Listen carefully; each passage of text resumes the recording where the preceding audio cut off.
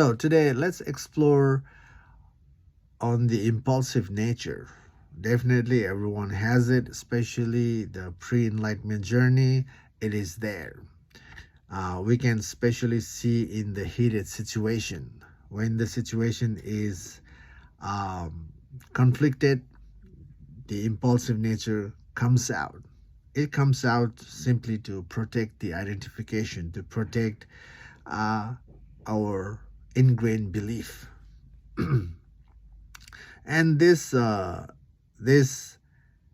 impulsive nature is actually a long-term conditioning. It could be a subconscious conditioning or even a disciplined conditioning, and we can see that by investigating why we become impulsive. So,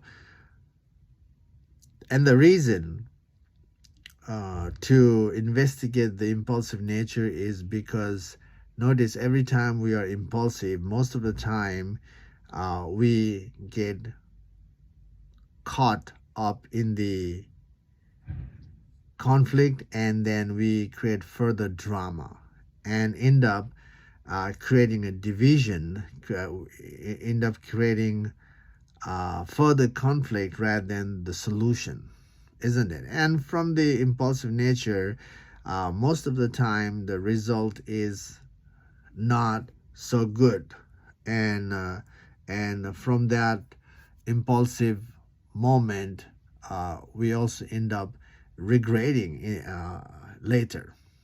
And if you reflect in our own lives, we know how much uh, the impulsive act has created the uh, regret and guilt. So, not to fall back in not to create further conflict, not to build up the regret, not to build up the uh, emotional entanglement in the future, it is good to investigate.